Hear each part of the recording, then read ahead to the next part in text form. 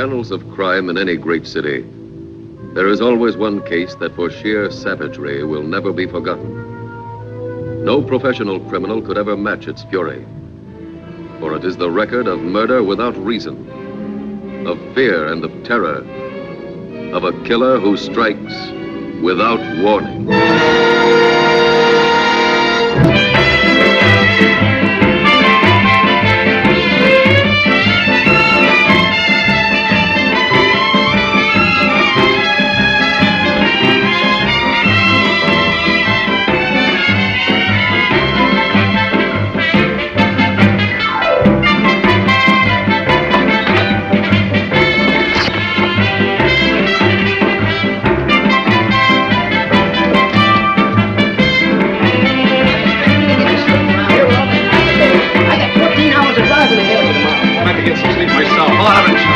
I thought this was a quiet spot. This is the manager. You'll have to turn off that radio. The other guests are complaining. I said turn off that radio. I'll come in and do it for you.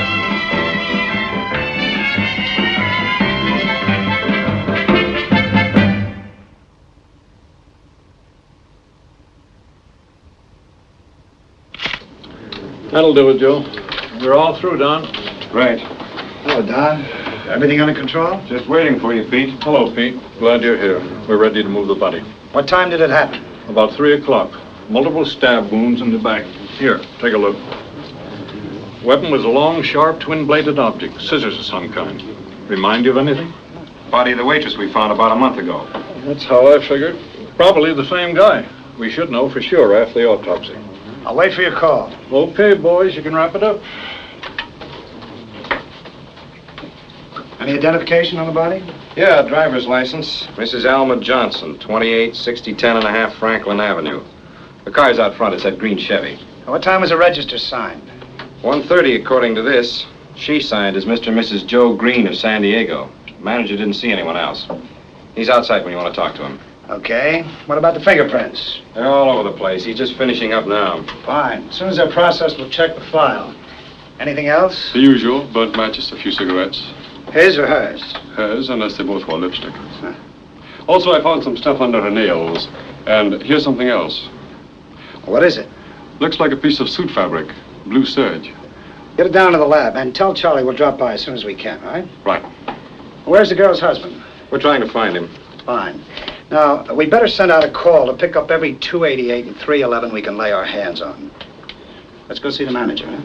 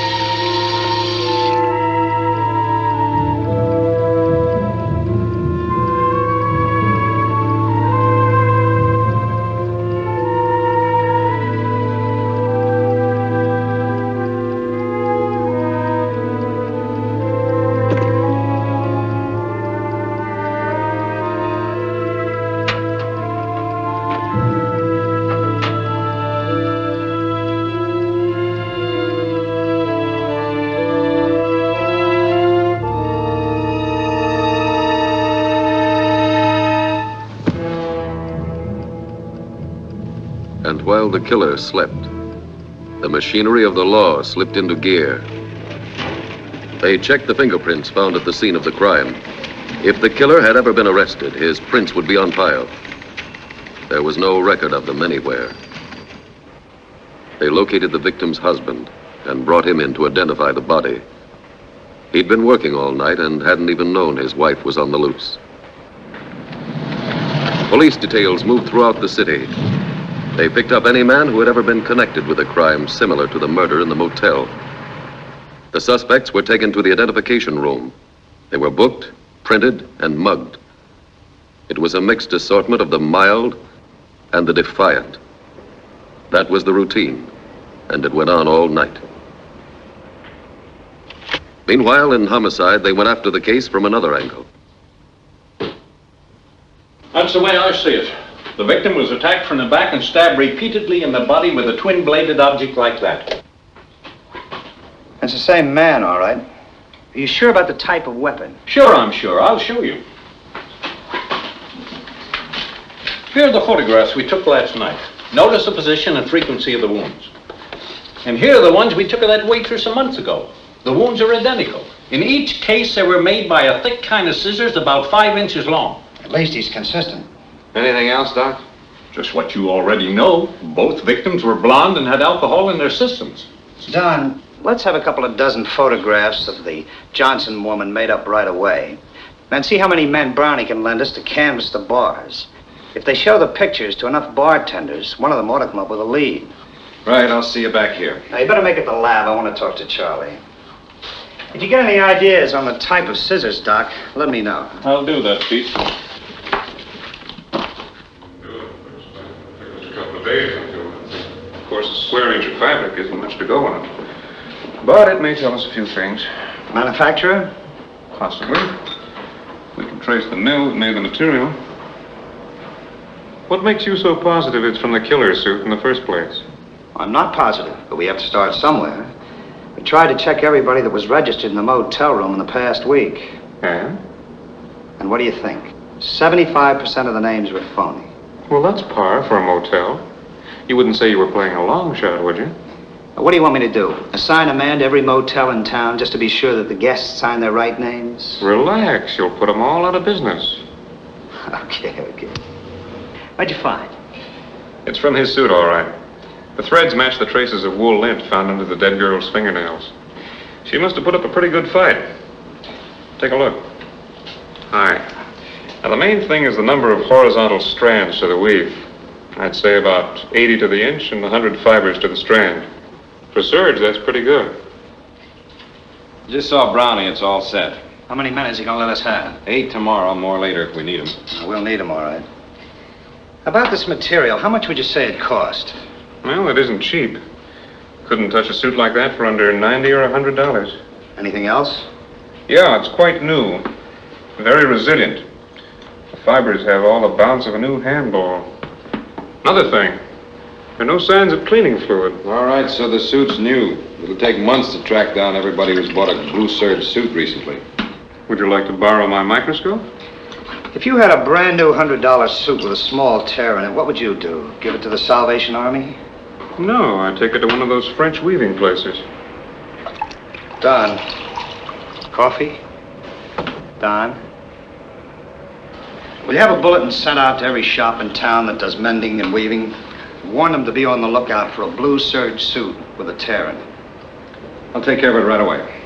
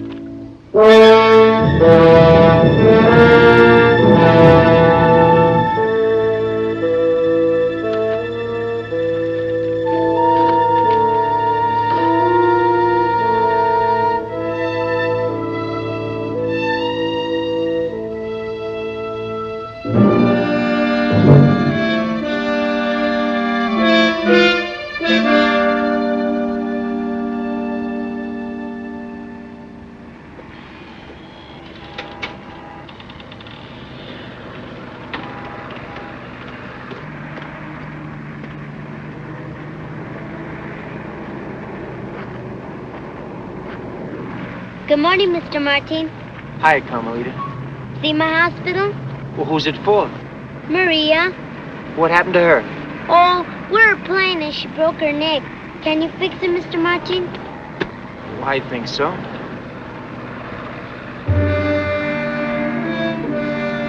There, she's as good as new. Hey, what are you doing with that package? What's in it? Let me see, please.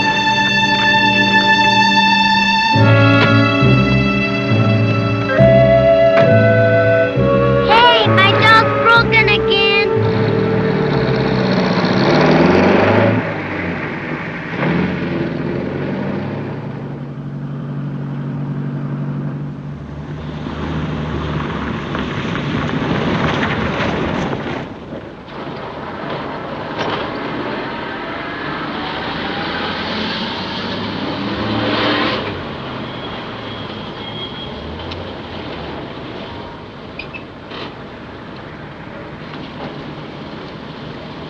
Hello, Carl. How are you? Hi, Fred. Say, listen, do you think you can put a coupling on the end of this for me? Sure. Anything else today? Oh, I need a couple 100-pound sacks of Vigoro.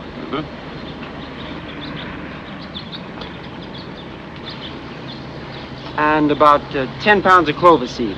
Okay.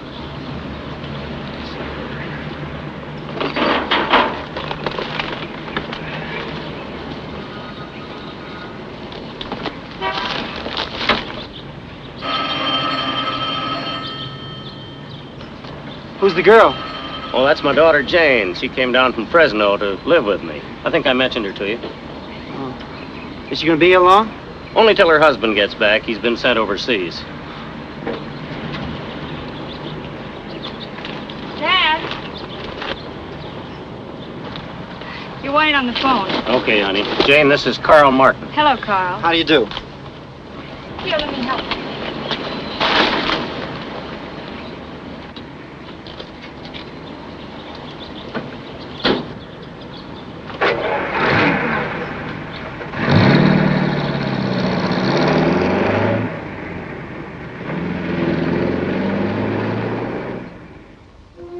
Within 6 hours of the murder, the killer was back tending flowers as part of his normal daily routine.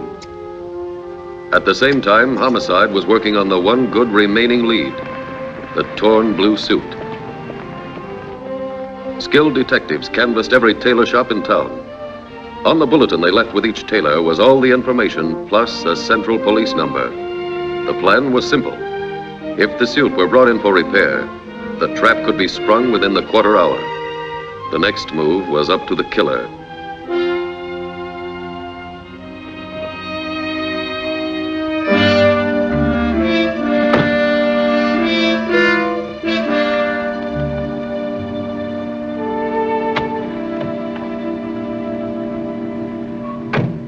First of all, lady, I can fix it, but it'll show, and this is too good a skirt for that. A friend of mine had a tear in her dress, and she took it someplace and had it mended, and it didn't even show where the work was done. So why can't you mend my skirt? Look, lady, when material is burned or a piece is ripped out like this, there's nothing you can do. When you ripped it out, you left a piece behind. You see, there's a piece of material missing. Look, you can see for yourself it doesn't fit together. Now, I have to take threads from your hem to weave in the missing space. That's the only way it can be done.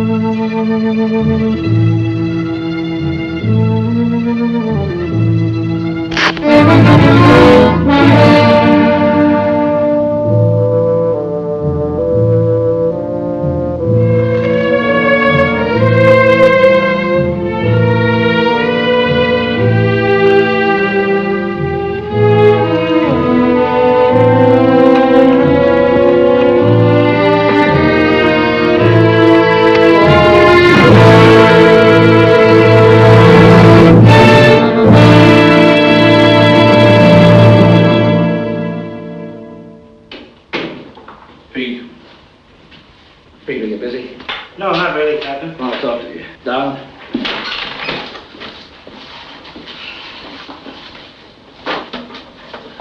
What's up? Well, I don't have to tell you the spot we're in over the killings of Mrs. Rollins and Mrs. Johnson. I've heard. You can't blame them. We haven't turned up anything new in 3 weeks. We know. Haven't you fellas got a theory, a hunch, something to get us out of this? All right, see what you think of this. We have a kind of a theory based on the pattern in these two cases. A pattern? It's a time pattern, mostly. Mrs. Rollins was killed March the 3rd, approximately 3:30 a.m. Mrs. Johnson at 3 o'clock in the morning on April the 2nd. That's right. Both early in the month.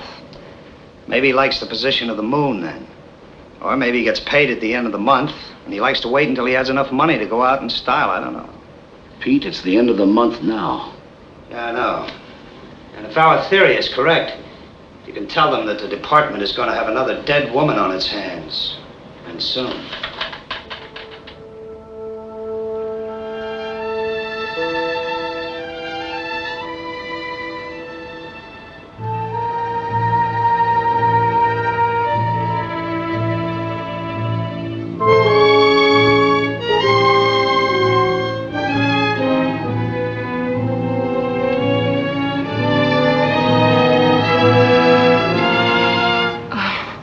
It's you, Carl. Is your father here? No, he isn't. Is there something I can do for you? No, I don't think so. All right, Carl. Excuse me, won't you?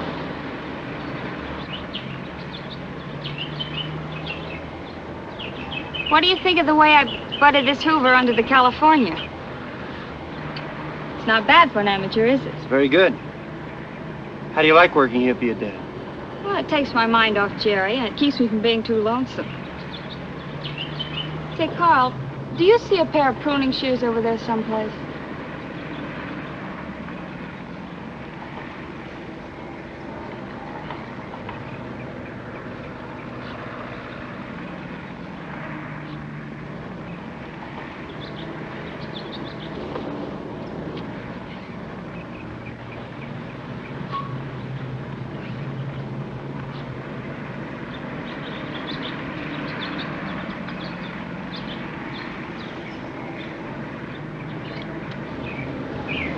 Thanks.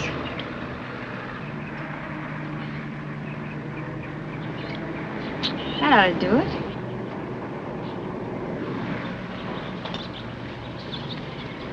Is there anything I can tell Dad for you?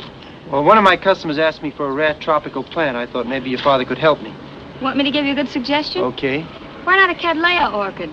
I understand with proper care they do very well around here. Have you got one in stock? Well, no. Dad sends to Hawaii for them. However, this is the right season. We ought to be able to get one in a couple of weeks. Is that too long?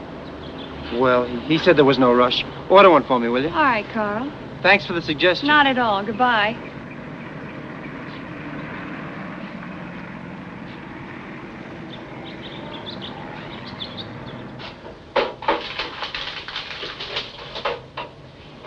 I probably won't be home until late, honey. Don't wait up for me.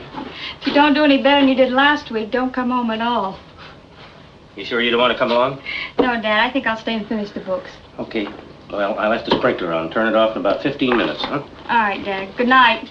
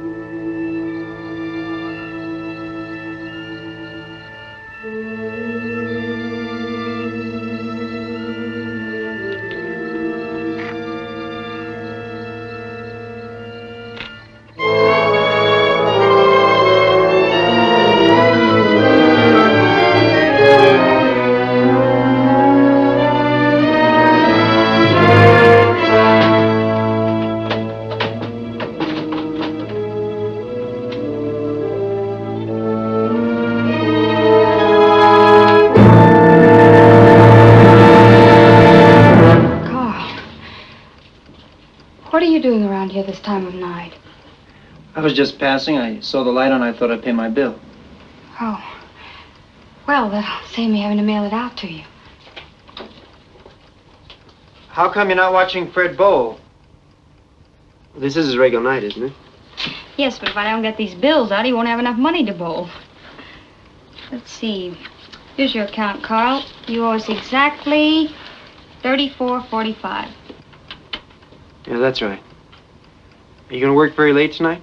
Well, I have to get out all these bills. You got a way of getting home? Oh, I usually hop the bus at the corner. It's just a short ride. I'll be glad to wait for you. I have my car.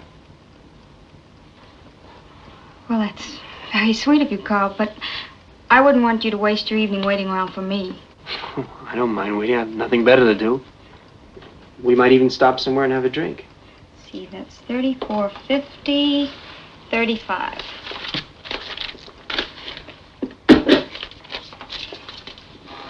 I don't know what time I'll be getting off, Carl. It's still early.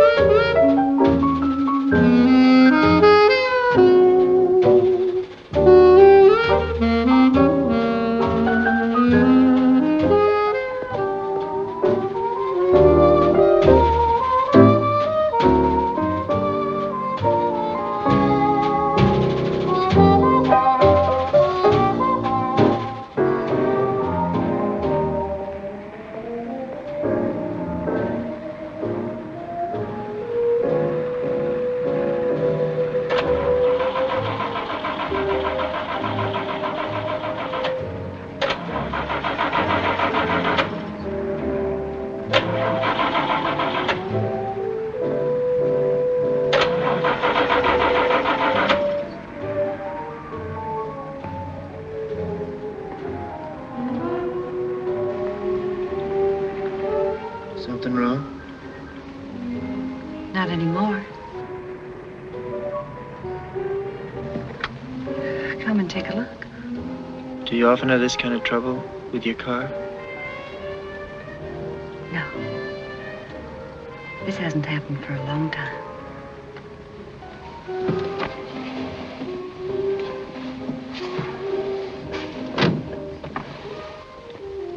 I'll do what I can. I'd appreciate it.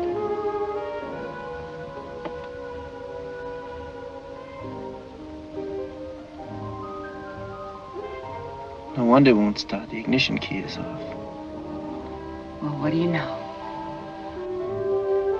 Pretty sure of yourself, aren't you? I do all right. Now you're going to buy me that drink? All right. If you can't think of anything better to do. I can think of something better.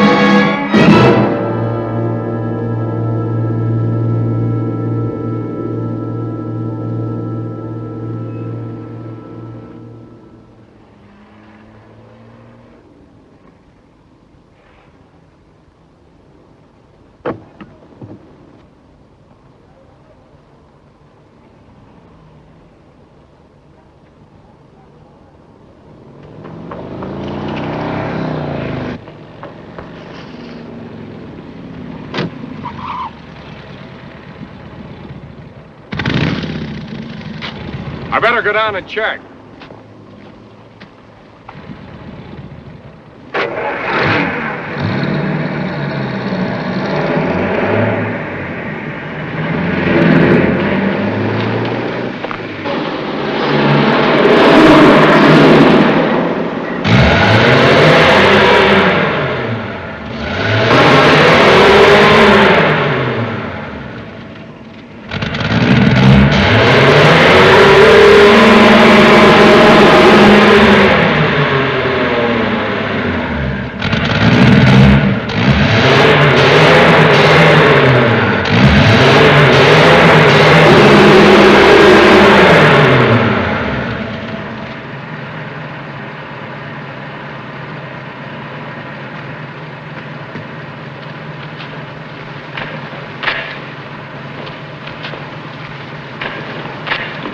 Hi. What are you doing down here? Well, you know how it is, officer. Don't you know you're not allowed to park here? We were just leaving, but I got stuck. All right, I'll give you a hand. What's the matter with her? I'm afraid she had too much to drink. She dozed off. Dozed off. Get out while I take a look at her. Sure. Go ahead.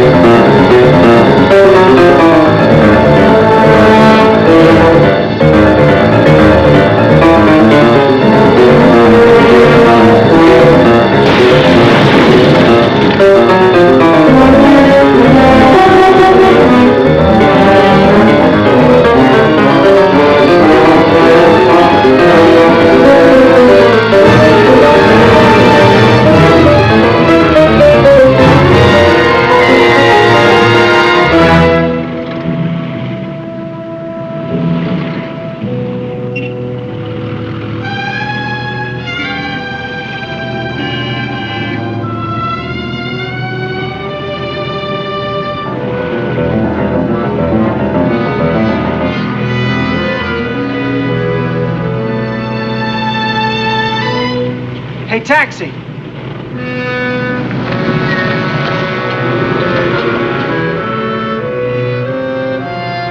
Union Station.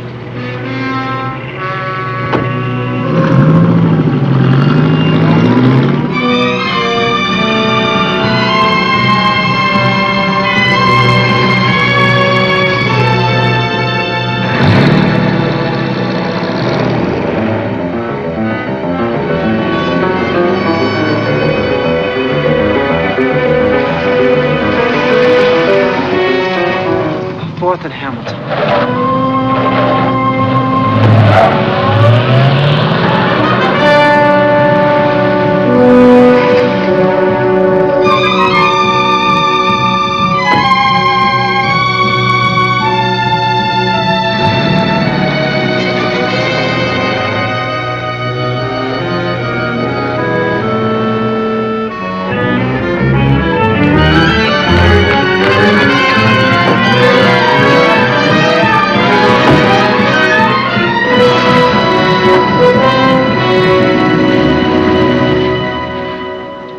K. Roger, KMA 367.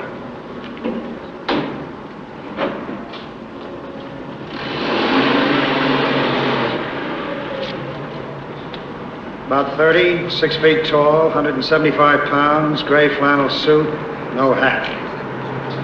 Sorry, Pete, but that's the best I could do. I never really got a good look at him. You said his behavior seemed normal. Well, it did at the time, but I... Okay, we'll call you when we need you at the lineup. I got the report on the fingerprints. Yeah? It's our man, all right. How you doing, Sam? Okay, there's his right foot. Let's have a look at it. Got a good left foot, too. We'll check him with Charlie. We're finished here. 76, 76. Mr. Martin.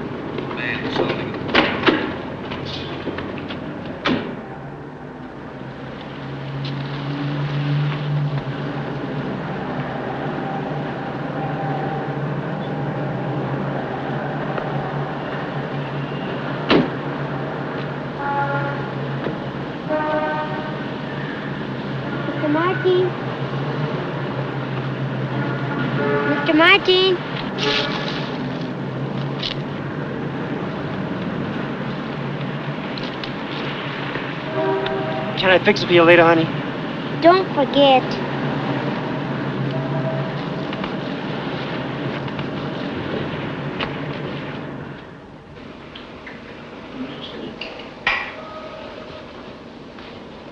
He wears a 9.5-piece shoe. Same size I wear. Well, here's something a little more interesting. These are the cigarette butts found at the motel murder site a month ago. And these are the ones found in and around the car this morning. Now, do you notice anything peculiar? They all have lipstick markings, and there are about twice as many short ones as long ones. That's right. Take a look. Notice the lipstick on the long one to your right. It's uneven and spread pretty thin. Now look at the short one. It's almost twice as thick. In each case, the murdered woman smoked the short one, but she lit the long one in her own mouth and then passed it over to him. Excuse me. Hello, Wilkins speaking. Pete? Yeah, he's here. Okay, I'll tell him. I want you down at the Central Produce Market. They have a guy who thinks he saw your man. Let's go, Don.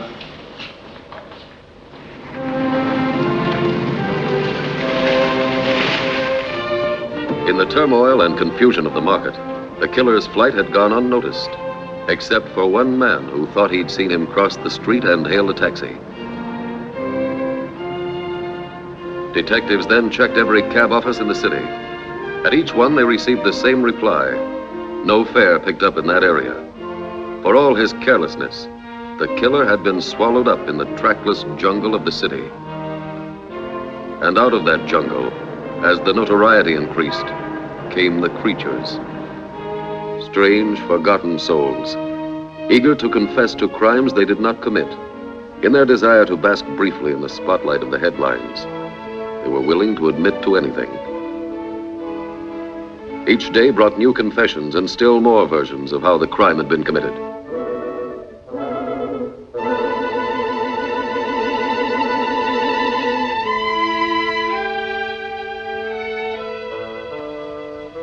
And so the admissions of guilt continued. Every cop on the beat had at least one habitual whom he could count on to confess to any and every crime. It was time-taking, discouraging work. But every story had to be checked, every letter and phone call investigated. There was always the chance that this one might be it. The only one who enjoyed it was the killer. It became evident they needed more than a physical description to pin him down. They had to get inside his brain to see what made him tick. To try and determine in advance what his moves would be, they consulted Dr. Werner, the police psychiatrist, authority on the criminal mind. Well, I'll say that homicidal maniacs fall pretty much into three categories. There's the sadistic psychopath, the epileptic equivalent, and the paranoid. Now let's consider the sadistic psychopath first. Now you'll recall, no doubt, that the wounds inflicted on all three parties were pretty much alike. According to the coroner's reports, any one of these wounds might have caused death immediately. There was no real attempt at torture. So I think we can forget about sadistic psychopaths. Good enough. Then let's consider the epileptic equivalent. He kills in frenzied fits and seizures at unpredictable times. His methods are varied and irregular. Now, according to the motorcycle officer who saw him, your man was perfectly calm. And the records indicate a possible time pattern in his attacks and regularity in his methods. Which leaves us the paranoid. And I think he's the man you're after. Now, to illustrate my point, let's take a brief case history. Well, I won't say it's his, but it might be. A boy who is emotionally too weak.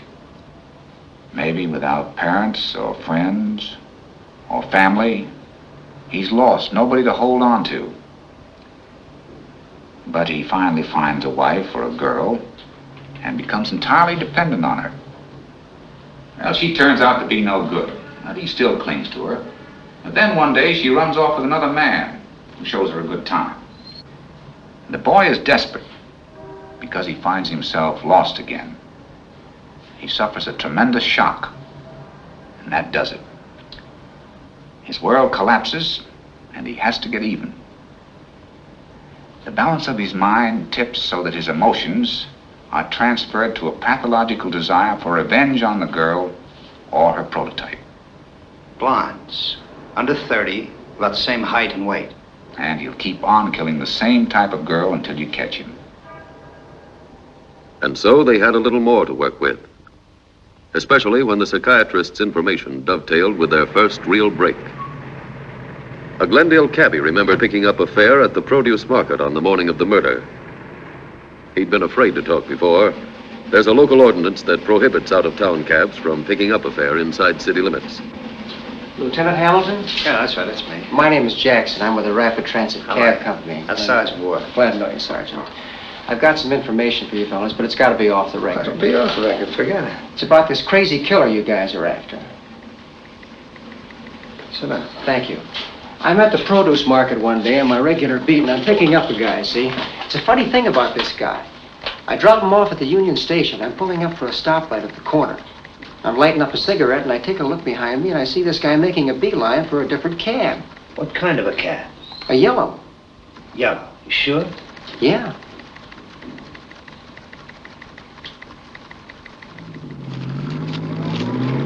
Here it is. I knew we'd have it somewhere.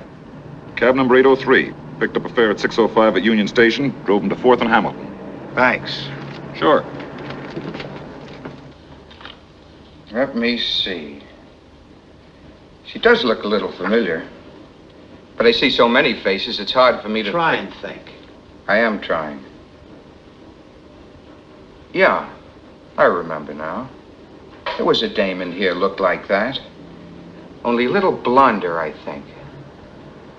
She was in here for a couple of hours, gave some guy the come on, and left. It was pretty late, I think, and he went out after her. What kind of a guy? What did he look like? Oh, just an average sort of guy, I guess. After all, it's been about a month, and a lot of other guys have been in here since. Don't you remember anything about him? His suit, maybe? Yeah. It was dark brown. No. Kind of a blue. I think. Thanks. Or was it,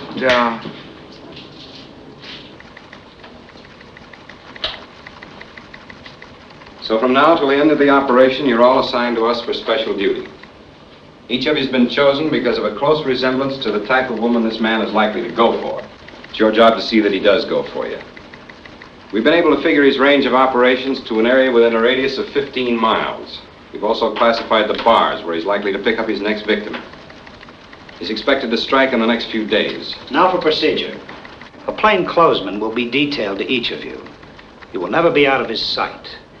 You've just been given a good general description of the criminal on those cards. Don't waste time on anybody who doesn't match. When you have what appears to be a suspect, play him along until he makes a definite move. Then signal your detective to make the arrest. What would you call a definite move? Well, you'll have to decide that for yourself. We won't have the time of the men to pull in everybody who makes a friendly pass. On the other hand, always remember that you may be dealing with a homicidal maniac. The criminal seems to have a habit of letting the woman light a cigarette for him in her own mouth. Watch for that. Now, Don will give you your definite assignments. Well, Betty, you're first. You go with Sergeant Lewis. And Ginny, I'm going to tag along after you.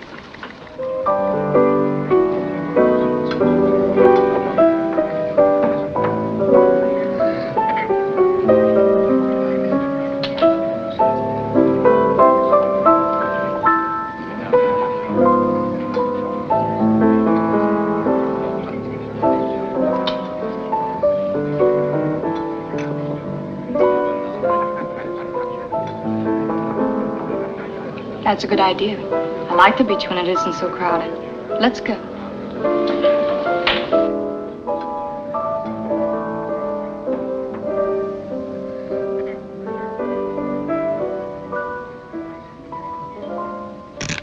Hey, what's the big idea? I'm a police officer. You're under arrest. Under arrest? What for? I haven't done anything. What about it, Betty? Book him on 836-3. You heard the lady. Let's go. Look, like I told you, I just stopped in for a drink after the show. I tell you got me wrong. I'm a happily married man. Look. That's fine. I bet your wife's proud of you. You gotta believe me. I never had any trouble with the police before in all my life. I never been in jail before. Nothing like this ever happened to me before. Oh, a couple of traffic tickets, things like that, but... Okay, you can go. Honestly, officer, you gotta believe me. I'm telling you the truth. You can go. I know, but you don't understand. Oh.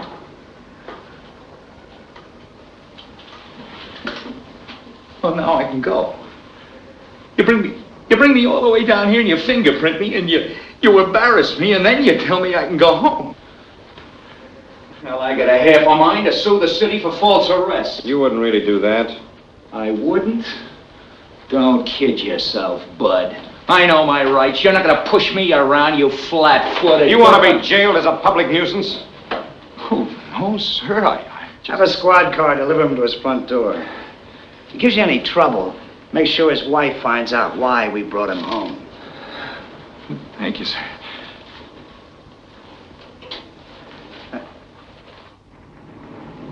They weren't all quite so innocent. The next night, they picked up some parole violators carrying guns. They're back where they can't use them now. But it took time to pull every suspect in for printing and mugging, and time was running out. From now on, the girls would have to take greater risks. Let the potential killer show his hand more before they signaled for help.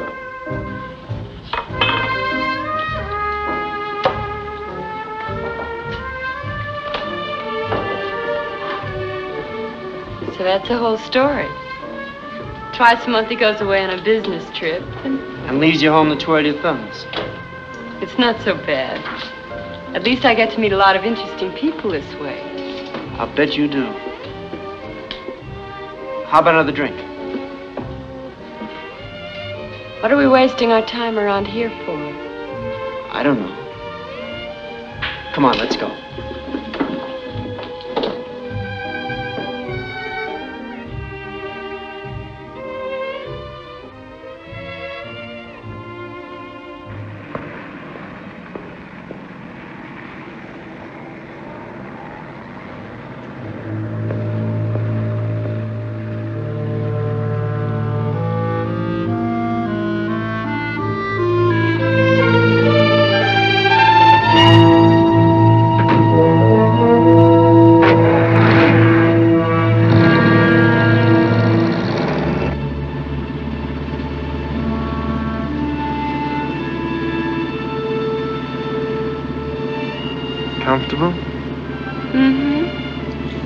I could go to sleep right here.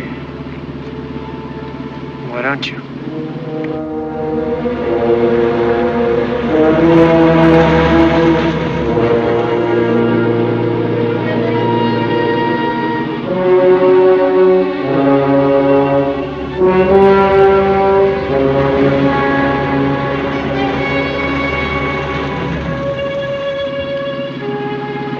How much farther do we have to go? Not far. What kind of place is it?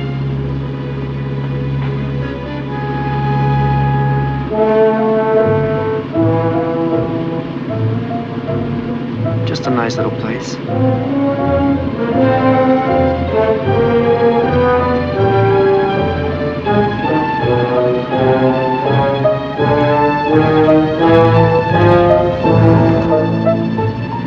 I don't like it. It's too quiet. Let's go back toward town. What? After all the trouble I've gone to getting here?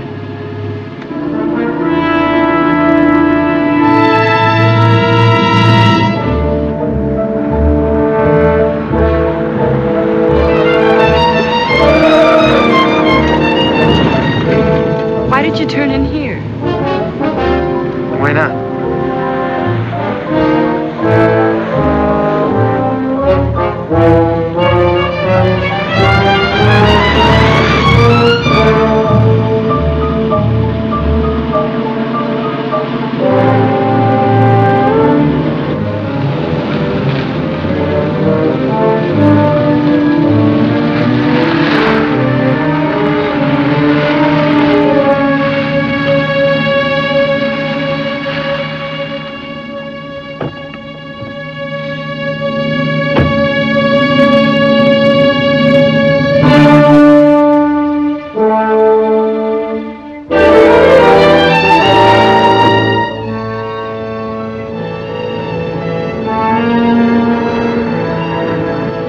Why'd you turn off the lights?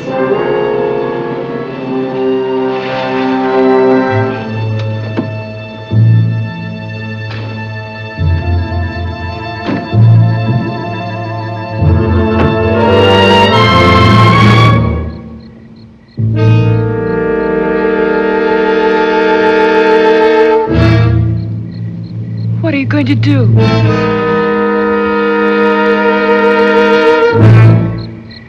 Nothing? You're gonna walk home from here.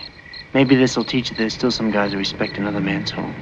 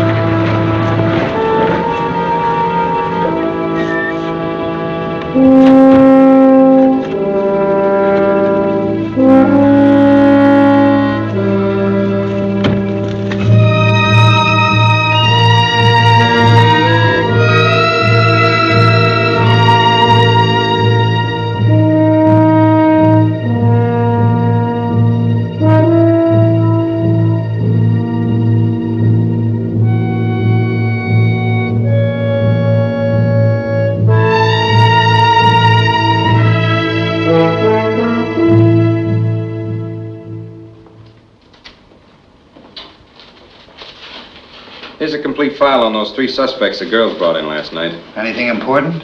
We turned one of them over to robbery. Prints matched some from a liquor store holdup last week. The other 2 are in the clear. I still think what happened to Virginia last night's a classic. Driving a girl up in the hills just to give her a lecture on morals. Lieutenant Hamilton. Yeah? When? Right, hold the car. We'll be right down. I just found a blonde in the riverbed, stabbed to death.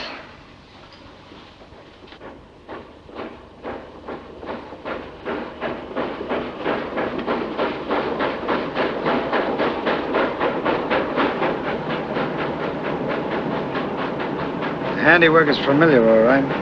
Who discovered the body? A couple of kids playing in the water. Touch anything? They didn't hang around long enough to touch anything. What do you got, Don? One of McCarthy's men picked this up about 30 feet from the body. It's the only thing they found so far. What do you think? What do you think? I don't know. But we'll find out.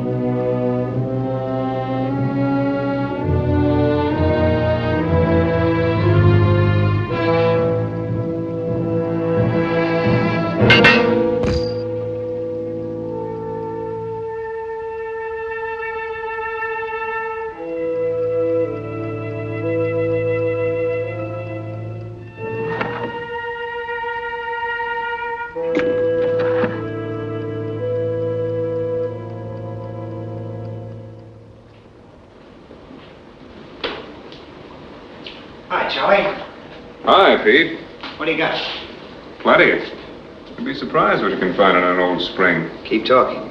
It's from the murder weapon, all right. Fresh blood all over it. Signs of older blood, too. This baby's been used before. Probably 3 times before. What's it from? Garden shears. That ties in. You see this? Yeah, what is it? Nitrate of soda. Urea. Ammonium phosphate. Now, these are all basic ingredients of commercial fertilizer. We've analyzed a few surface crystals, and we'll get the complete formula eventually. Anything else? Well, we're just getting started. Take a look. Wood fibers from the bark of some small tree or bush. We're still checking. Nice work, Charlie. You guys delight me. Well, sometimes we even delight ourselves.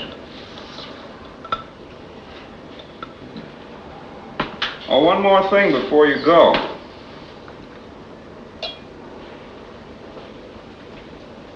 This guy must have gotten around quite a bit. We have evidence of 3 different types of soil. What do you mean, one more thing? Just give me a breakdown on each type. Right here.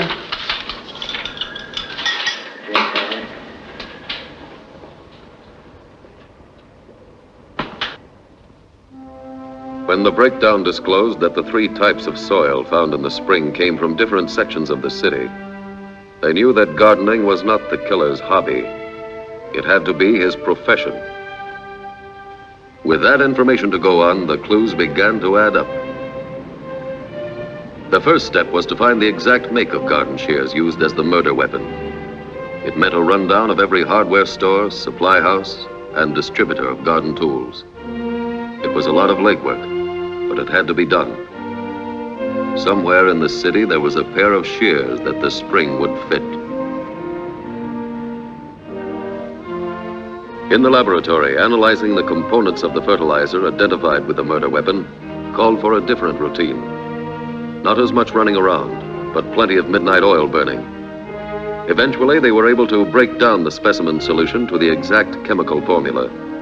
From there, it was a simple step to determine the brand name.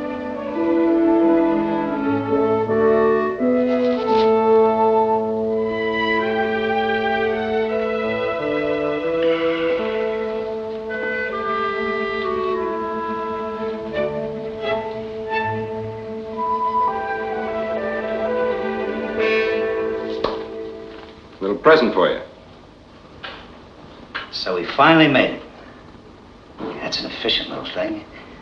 Where'd you find it? Trendle Tool Company. Here's a list of their distributors. I didn't know there were this many hardware stores in the world. What about nurseries? About 100 of them, Pete. We'll try a shortcut.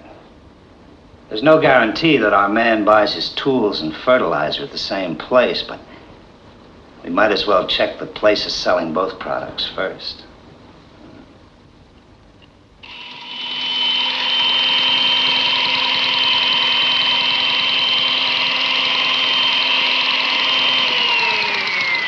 Carl. Hi, Mr. Kent. Did you find out about that plant we discussed, the orchid plant? The Catalina? Well, it hasn't come in yet. You said there was no rush. Oh, but that was some time ago. My wife's birthday is the 10th of this month. Well, it ought to arrive any day, sir. I don't want to disappoint Mrs. Kent. Be sure it's planted by then, Carl. I'll see it is, sir.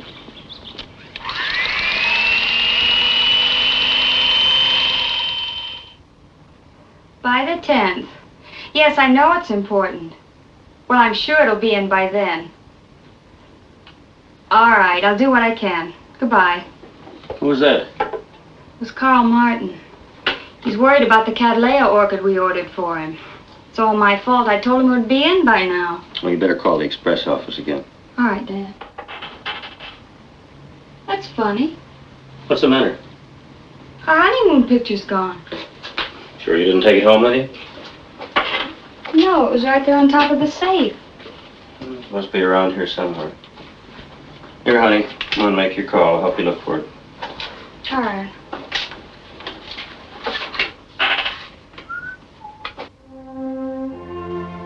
There never was a good shortcut to a killer. They found that out. 87 places handled both the make of shears and the fertilizer they were after. 20 of them in the valley alone. They checked those first and drew 20 blanks.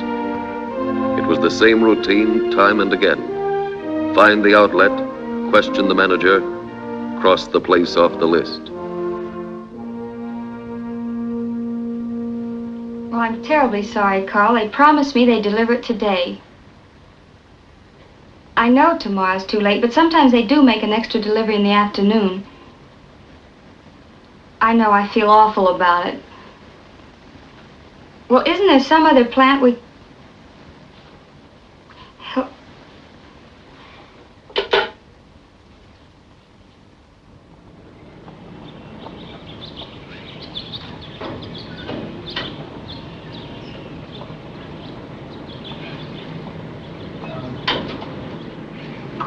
Well, it finally got here. Yes, it's a shame. You know, Carl wanted it for first thing in the morning. Hope he drops in before we close. Say, maybe I ought to deliver it. Where does he live? You think you should? I'll be back before closing time. What's his address? It's in the book. All right, you finish watering and I'll go look it up. Okay, honey.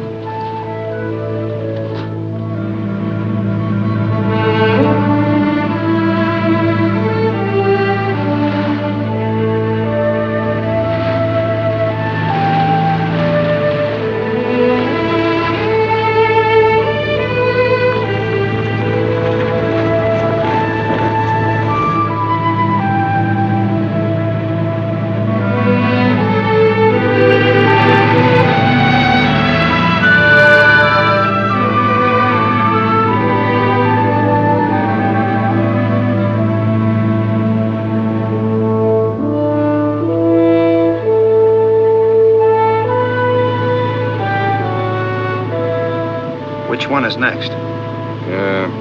Saunders Nursery.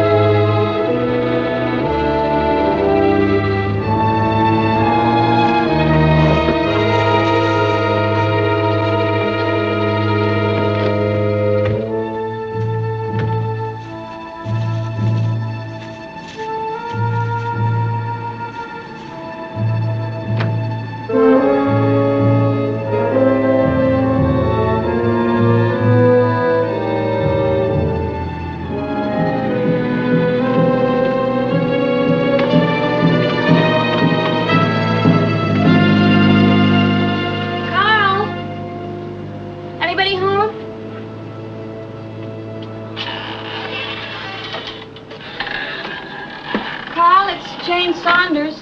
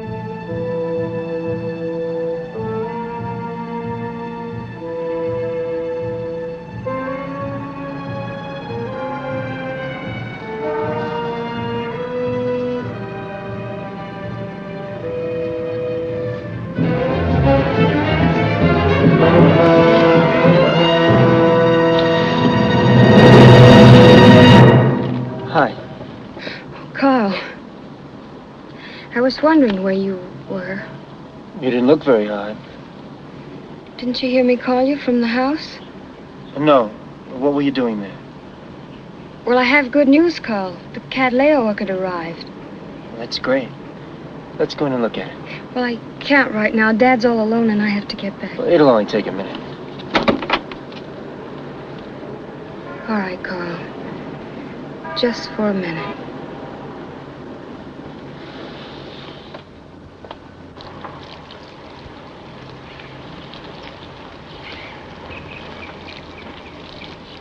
Hello. You the manager of this place? That's right. What can I do for you? We'd like a little information. Be right with you as soon as I turn off this water.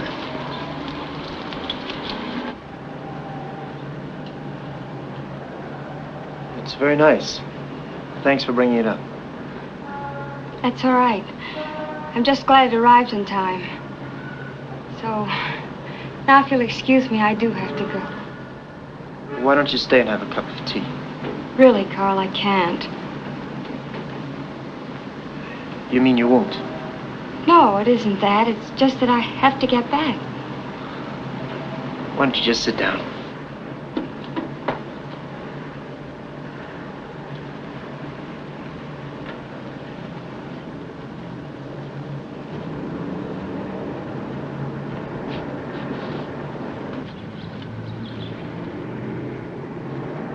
All right, gentlemen.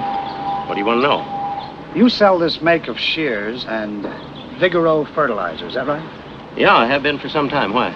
You recall selling a pair of these shears, or that brand of fertilizer, to a man approximately 6 feet tall, 175 pounds, brown hair, about 30 years of age? Let me think. He's probably a gardener. I don't... 6 feet tall. Young and 6 feet tall. Kind of sounds like Carl Martin. Why do you want to know? Well, it's nothing serious. We just want to ask him some questions. Oh. Well, I know he uses Vigoro. What about the shears? I sold him some of his tools. I'd have to check the books. It'd take me some time. Go ahead. Okay.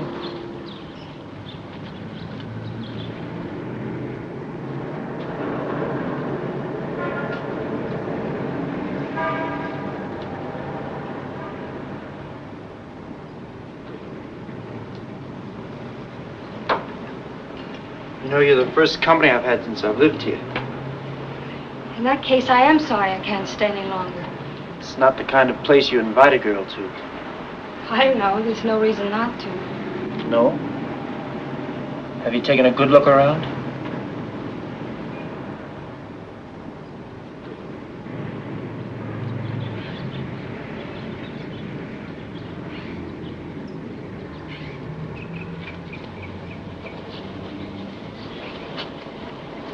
Yeah.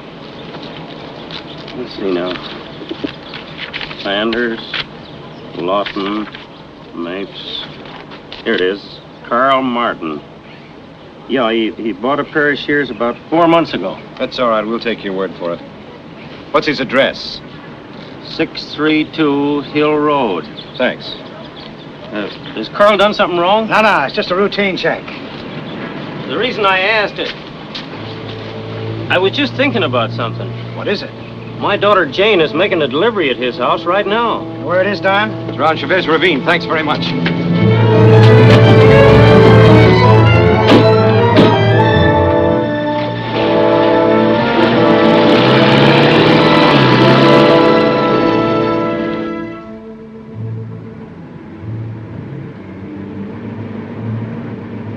Thanks for the tea, Carl.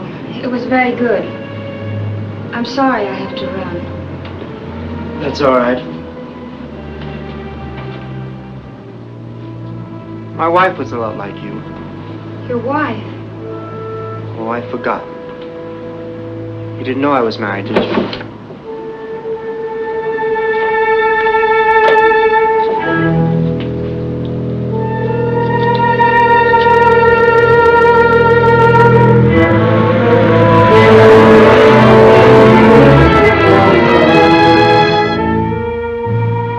Anyway, it didn't last very long.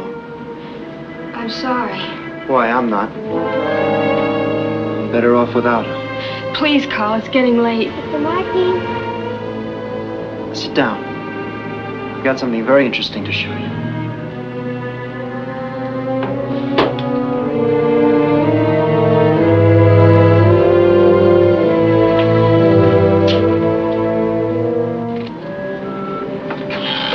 Hello, Mr. Martin. What are you doing here? You're waiting my dog. Then you better go home. But you told me I could play anytime I wanted to. I don't care what I said. I don't want you around here now. Go on. Go on.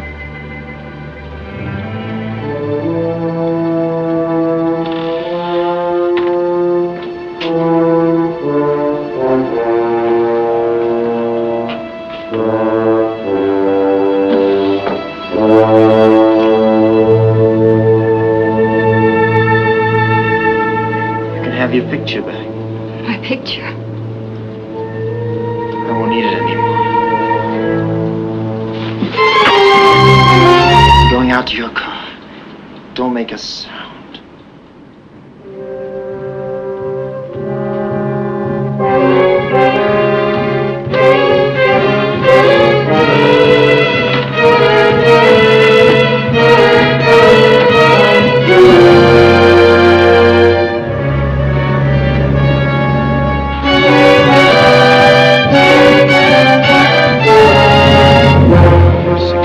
It's probably up around the top of the hill, Pete.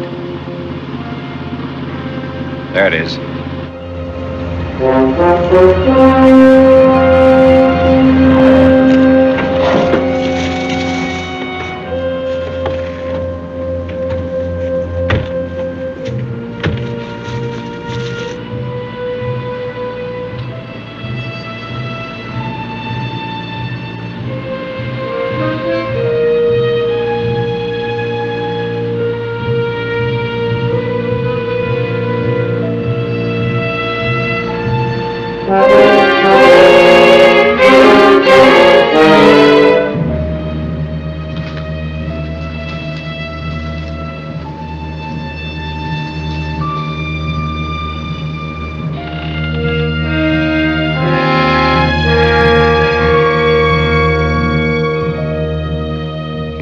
Somewhere. Tea's still warm.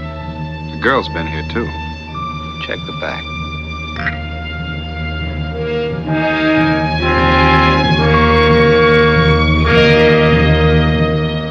Nobody out in the yard. Take a look at this.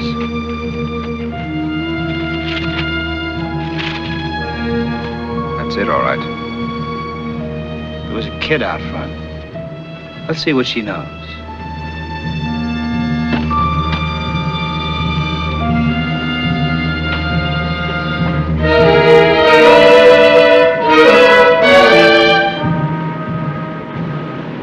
Hi.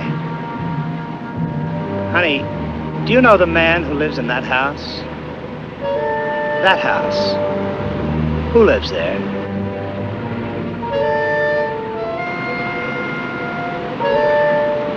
Would you like some gum?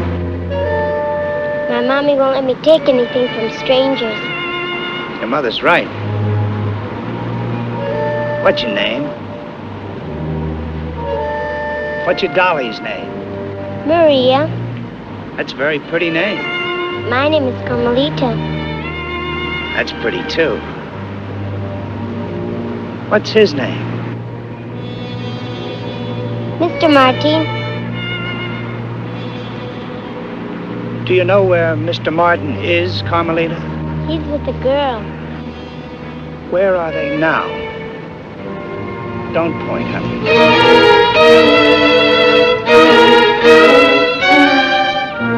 Carmelita, go home to your mommy, please, honey.